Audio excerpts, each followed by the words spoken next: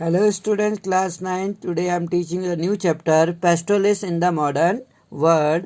जो चरवाहे थे आधुनिक संसार में किस तरह से अपना जीवन बिताते होंगे। एक फोटोग्राफ में हम बहुत सारे भेड़ों को देख रहे हैं जिसमें शिप ग्रेजिंग भेड़ों को चर रहे हैं ऑन द बुग्याल यानी कि गढ़वाल में जो मिडो होते हैं यानी जो ग्रास लैंड होते हैं घास के मैदान उनको बुग्याल कहा जाता है गढ़वाल एरियाज में। बुग्याल एक वास्ट नेचुरल पास्टर्स हैं जहाँ जानवरों को हाई माउंटेन्स में पास्टर्स होते हैं जानवरों को चराने के लिए अबव द एक जो लाइफ आफ्टर अप्रैल। तो 12,000 फीट की ऊंचाई पर हम देख सकते हैं कई सारे भेड़ों यहाँ पर एक जगह पर एकत्रित हैं and they are under snow in winter और विंटर में यहाँ बर्फ़ पड़ जाती है एंड इसलिए वो जो उनकी लाइफ होती है अप्रैल के बाद ये यहाँ पहाड़ों में आते हैं। At this time the entire mountain side जो पूरे माउंटेन साइड में है कवर्ड विथ ए वेराइटी और बर्फ़ पिघलने के बाद पूरे इंटायर माउंटेन एरियाज में यहाँ घास जम जाती है। मानसून के टाइम पर these pastures are thick with vegetation. यहाँ पर बहुत तरह तरह की वनस्पति होती है जो इनके जानवरों के लिए चारे का काम करती है। इन दिस चैप्टर में हम ये पढ़ेंगे कि रीड अबाउट द नोमैडिक पेस्टोलिस्ट जो थे जो घुमक्कड़ लोग थे चरवाहे थे जो एक जगह से दूसरी जगह पर घूमते थे। नोमैड्स जो थे people who did not live in one place वो लोग नोमैड्स उनको बोलते हैं जो एक जगह पे नहीं रहते थे। Who did not live in one place but move from one place to area एक जगह से उन एरिया में चले जाते थे अनदर एरिया में और अर्न देयर लिविंग और अपनी आजीविका चलाते थे।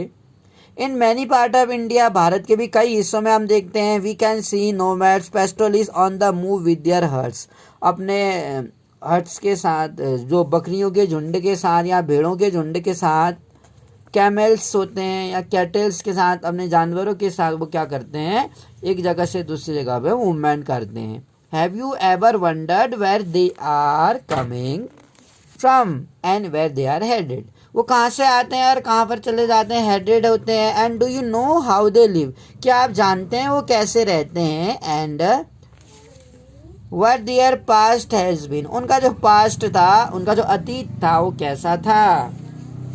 एंड जो पेस्टोलिस्ट थे really enter the pages of history text book में अगर हम देखें when read about the economy whether in your class of the history में और economies में you learn about agriculture हमने economics में agriculture और industry के बारे में पढ़ा है। and sometime read about the artisans के बारे में हमने पढ़ा है जो कलाकार थे या जो कारीगर थे but rarely about pastoralists लेकिन शायद ही हमने pastoralists घुमक्कड़ जो लोग थे nomads थे उनके बारे में पढ़ा हो। as if their lives do not matter as if they are figures from the past who have no place in modern society जिनका modern society में कोई ज़्यादा place नहीं था। in this chapter में you will see how pastoralism has been important जो pastoralism था कितना important था societies like India जैसे कि इंडिया और अफ्रीका के समाज में। you will read about the way colonialism impacted their life हम पढ़ेंगे कि जो कॉलोनिज्म था उपनिवेशिक सरकार ने कैसे इनके जीवन पर प्रभाव डाला। How they coped with the pressure of modern society इन्होंने जो आधुनिक समाज था इसका किस तरह से सामना किया इनके दबाव को। एंड द चैप्टर इस में हम यही फोकस करेंगे। तो जो इन द माउंटेन्स अगर हम बात करें जो पेस्टोल नोमैड्स थे और जो उनका मूवमेंट था तो हम अगर देखें कि इवन टुडे आज भी अगर हम देखते हैं पहाड़ों पर जो गुज्जर बकरवाल हैं एक ये जनजाति हैं ट्राइबल लोग हैं जम्मू कश्मीर के वो क्या करते हैं आर ग्रेट हर्डर्स यानी घुमक्कड़ वाला जीवन बिताते हैं अपने भेड़ और बकरियों के साथ घुमक्कड़ी का जीवन बिताते हैं। हर्डर्स हैं ये झुंड में जाते हैं। Many of them migrated to this region इनमें बहुत सारे लोग इस रीजन इस क्षेत्र में माइग्रेट करते हैं।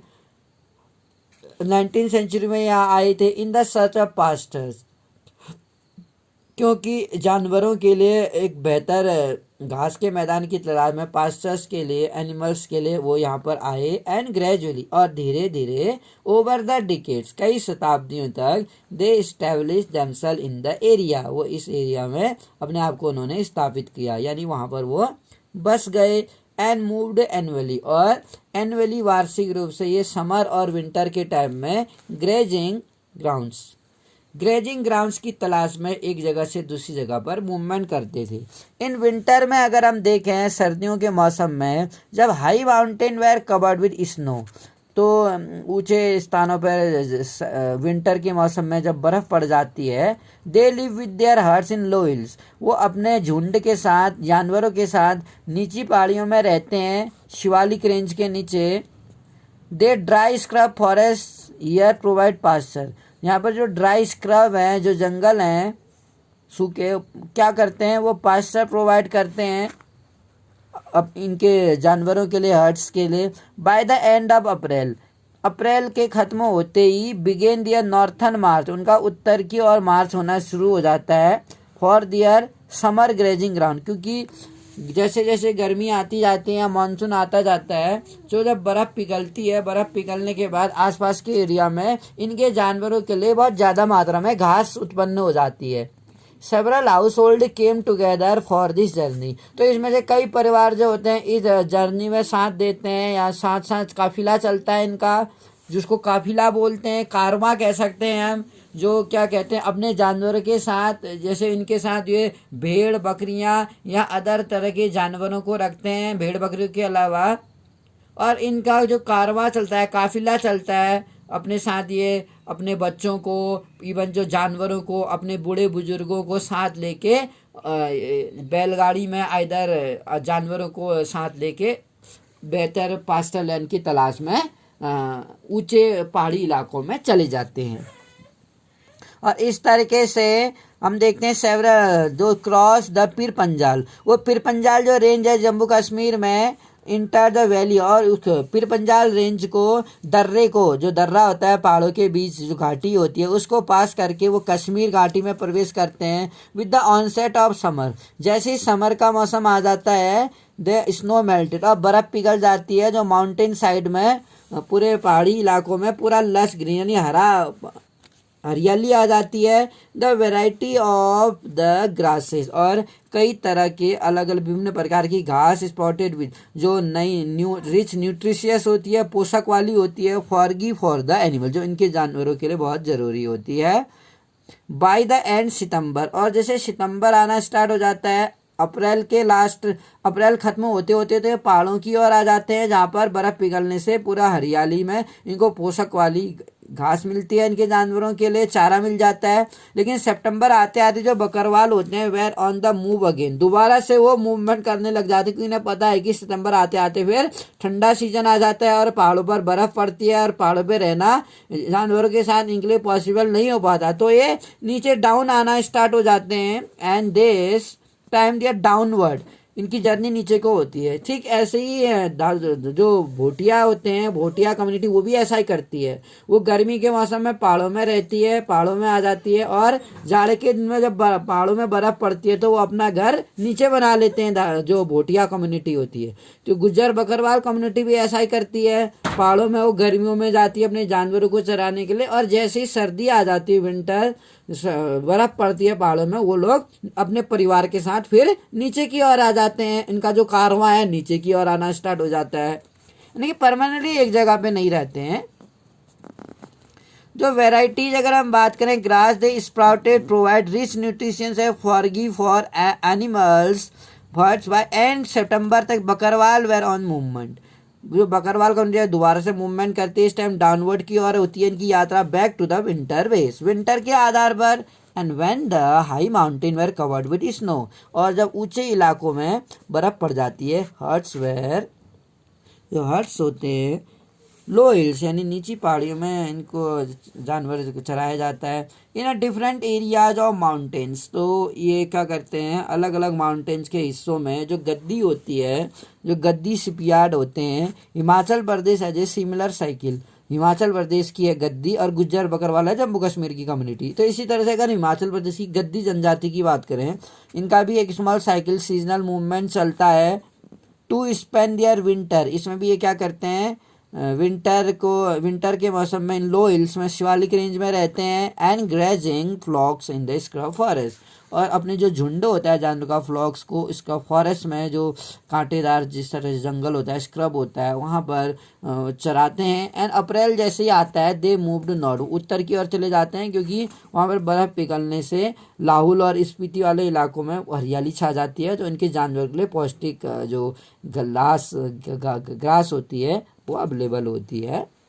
और अपने जानवर को चराने के उद्देश्य से ही ये लोग क्या करते हैं, बेसिकली मूवमेंट करते हैं अपने परिवार के साथ, इनका काफिला चलता है। व्हेन द स्नो मेल्टेड, इसी तरह गद्दियाँ भी वही करती हैं जो गुज्जर बकरवाल करती है, और जब बर्फ़ पिघल जाती है और पासेस और उस अगल बगल जो हाई जो पासेस हैं दर्रे जो हैं क्लियर हो जाते हैं, many of the moved on है हायर माउंटेन, इनमें से बहुत सारे जो लोग क्या होते हैं मूवमेंट करते हैं। यहाँ पर एक फोटोग्राफ में घर दिखाया गया है, आप देख सकते हैं, हम देखें इसके बारे में क्या कहता है। ये कहता है कि गुज्जर मंडप है high mountain central Garhwal, central Garhwal में एक गुज्जर का मंडप बना हुआ है हाई माउंटेन। तो ये क्या करते हैं, तो Gujjar cattle herds live in this mandap, जो गुज्जर के कैटल जो गुज्जर कम्युनिटी के कैटल होते हैं जानवर होते हैं इन मंडप में रहते हैं, जो रिंगाल का बना होता है। रिंगाल एक हम घास होती है उसको रिंगाल बोलते हैं, उसके बना होता है बेम्बो हिल बेम्बो, जो पहाड़ों में बेम्बो पाई जाती है, और घास का फ्रॉम द बुग्याल, बुग्याल में जो घास उगती है उस सूखी घास का बनाते हैं। अब मंडप जो होता है वो also work a place is here the Gujjar use to make ghee, जहाँ पर गुज्जर क्या बनाते हैं घी बनाते हैं। And they took down for the sale, और उसके बाद जब वो घी बनाते हैं जो जानवर होता है इनके पास, उसको फिर जब वो नीचे आते हैं तो उसको वो बेच देते हैं उस घी को। They have begun to transport, और वो मिल्क भी ट्रांसपोर्ट करते हैं डायरेक्टली इन बसेस और ट्रक में। These mandaps are at about 1000 to 11,000 10,000 to 11,000 feet ऊंचाई पर होते हैं ये मंडप।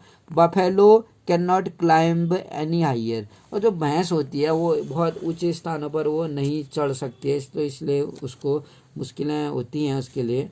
तो गद्दीज जो है यहाँ पर एक फोटोग्राफ दिखाई गई कि किस तरह से गद्दी कम्युनिटी के लोग होते हैं। शेयरिंग टू बिगिन, वेट करते हैं इनके जानवर किस तरह से बैठे, और ये ऊन भी प्राप्त करते हैं जो इनके पास भेड़ होती हैं बकरियां होती हैं,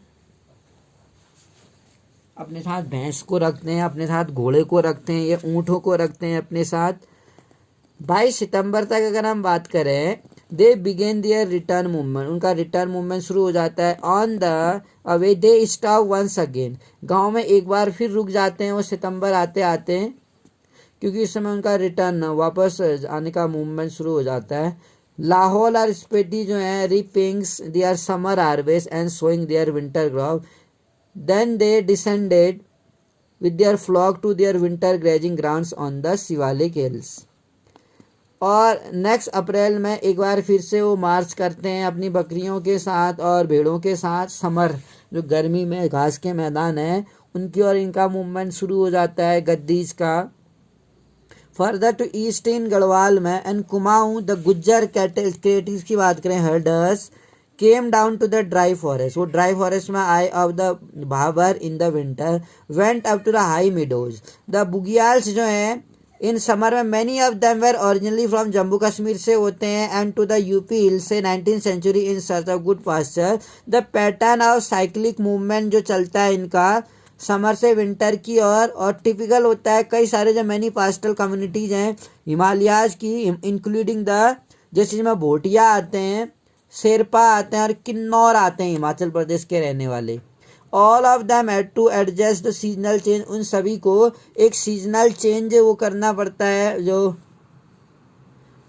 जिससे वो इफेक्टिव होते हैं, और जो अवेलेबल होता है पास्चर लैंड उससे वो प्रभावित होते हैं। When the pasture were exhausted, जब एक जगह की जो पास्चर होती है यानी घास के मैदान एग्जॉस्ट खत्म हो जाते हैं या अनयूजेबल हो जाते हैं एक जगह की, वो अपने जानवरों के साथ हर्ड्स और फ्लॉक्स के साथ दूसरी जगह मूवमेंट करते हैं। This continuous movement also allow the pasture to recover it prevent their over use.